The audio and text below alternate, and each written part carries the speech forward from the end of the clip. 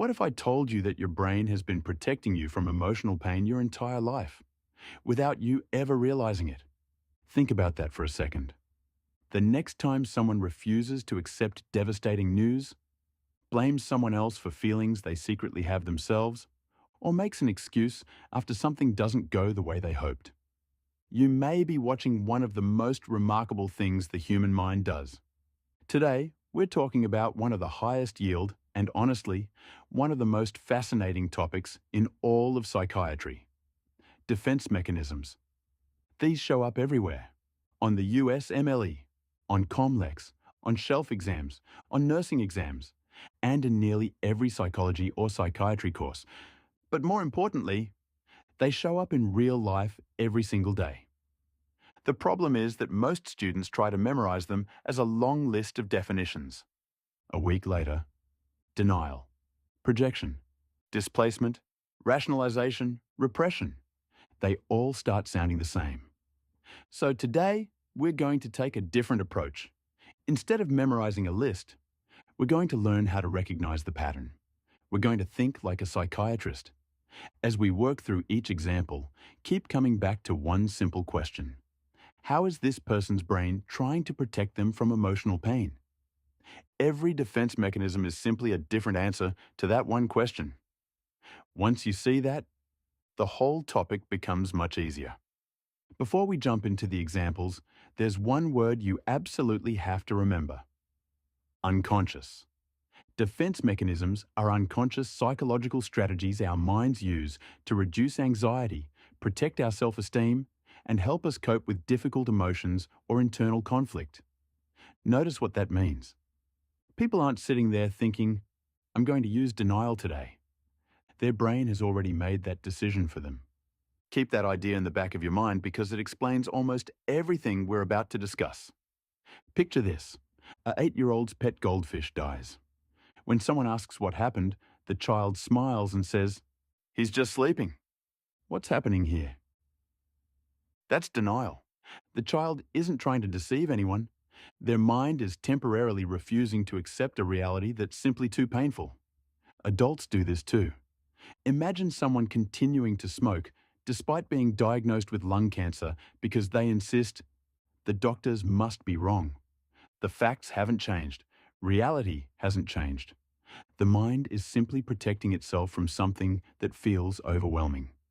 Remember our anchor question: how is the brain reducing emotional pain? In denial, it temporarily refuses to accept reality. Now let's look at a different strategy. Imagine someone who's furious with their boss. Can they safely express that anger at work? Probably not. So they go home and yell at their spouse, or snap at their children, or kick the dog. What defense mechanism do you think that is? So, that's displacement. The anger never disappeared. It simply found a safer target. Same emotion, different destination. That's the key idea. Now, here's one that students usually recognize once they hear the example. Imagine a student who secretly feels insecure about their own intelligence, yet they're constantly criticizing everyone else for being incompetent. What's happening here? That's projection. Instead of recognizing uncomfortable feelings within ourselves, we unconsciously attribute those feelings to someone else. Whenever someone keeps accusing everyone else of something, pause for a second and ask yourself, could that actually be what's happening inside them? If the answer is yes, you're probably looking at projection. Or even simpler, it's not me, it's you. Now let's make things a little trickier. At first glance, this next example doesn't seem unusual. Imagine someone who strongly dislikes a coworker, but every morning they become almost excessively friendly. Compliments, big smiles, almost too nice. Why? Because the unconscious feeling isn't kindness at all. It's the exact opposite. This is reaction formation. Instead of expressing the true emotion, the mind unconsciously expresses its opposite. Love may hide hate. Confidence may hide fear. Kindness may hide anger. Whenever someone's behavior feels exaggerated, ask yourself if the opposite emotion might actually be hiding underneath. Picture an older child who suddenly starts sucking their thumb after the birth of a new sibling. Or imagine an adult throwing what looks like a toddler-level temper tantrum during an argument. What's happening? That's regression. When we're under significant stress, the mind sometimes returns to behaviors from an earlier stage of development, a time that once felt safer. Honestly, we've probably all seen a version of this at some point. Stress has a funny way of making us reach for what once felt familiar. Now here's one you'll definitely recognize from school. A medical student gets a poor exam score. Instead of saying, "I didn't study enough," they immediately say, "That exam was unfair anyway." If that sounds familiar, you're not alone. We've all probably caught ourselves doing something similar. That's rationalization. The explanation usually sounds reasonable. It just isn't the real reason. Now compare that with this situation. Imagine someone has just been diagnosed with cancer. Instead of talking about fear or sadness, they spend the entire appointment discussing survival statistics, treatment options, and medical terminology. What's happening now? That's intellectualization. The feelings haven't disappeared. They've simply been replaced with analysis. Facts become emotional armor. Now, here's where things start to get interesting. Up until now, most of the defense mechanisms we've discussed distort reality in some way. The next few don't. Instead, they help people cope while staying connected to reality. These are called the mature defense mechanisms. Imagine someone who's furious after a difficult breakup. Instead of getting into a fight, they go for a long run. They paint. They write music. They throw themselves into training. What defense mechanism is that?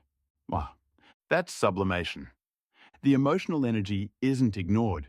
It's transformed into something productive. Many psychiatrists consider this one of the healthiest defense mechanisms because the emotion is still acknowledged. It's simply expressed in a healthier way. Here's another mature defense. Imagine someone making jokes during chemotherapy. Are they pretending nothing is wrong? Not at all. They know exactly what's happening. They're simply using humor to make an incredibly difficult situation a little easier to carry. That's humor. Sometimes laughter doesn't avoid pain. It helps people carry it. Now let's get to one of the most commonly tested board questions because students mix these two up every single year. Suppression and repression. The names sound almost identical. The difference is actually much simpler than most people think. Imagine you're about to perform surgery. Right before you begin, you tell yourself, "I'll deal with my personal problems after the operation." That's suppression. You consciously decide to postpone your emotions until a better time. Now compare that with repression. In repression, you never made that decision. Your mind made it for you. Painful thoughts or memories are pushed outside conscious awareness automatically. Whenever you see one of these on an exam, ask yourself just one question. Was the decision conscious? If yes, suppression. If no, repression. One question. That's all you need. Let's finish with one last example. Imagine you're nervous about giving a presentation next week. Instead of avoiding it, you prepare, you rehearse, you practice, you think ahead. That's anticipation. Planning for a future challenge reduces future anxiety. Again, the brain is still protecting you. It's just doing it in a much healthier way. Now, take a step back for a moment. At the beginning of this episode, all of these defense mechanisms probably felt like completely separate ideas. Denial, projection, displacement, reaction formation, regression, rationalization, intellectualization, humor, sublimation, suppression, repression, anticipation. But they're really all answering the exact same question. How can I reduce emotional pain right now? That's the secret. Once you understand that, you stop memorizing disconnected definitions. Instead, you begin recognizing different strategies the mind uses to solve the same psychological problem. And that's exactly how psychiatrists think. Before we wrap up, here's one final board pearl.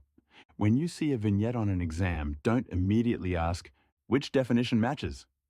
Instead ask, what uncomfortable emotion is this person's mind trying to avoid?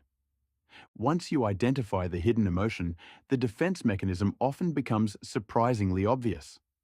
That approach will take you much further than memorizing flashcards ever will. That wraps up today's episode on defense mechanisms. I hope this episode helped you understand not just what defense mechanisms are, but why our minds use them in the first place. And before you go, I'd like to leave you with one final thought. Over the next few days, see if you can recognize some of these defense mechanisms, not just in the people around you, but in yourself. We all use them, not because we're broken, but because being human means our minds are constantly trying to protect us. The goal isn't to judge those reactions, it's to understand them. If you found this episode helpful, don't forget to like, comment, and subscribe to Healthcare Horizons for more high-yield medical education made simple. Thanks so much for listening, and I'll see you in the next episode.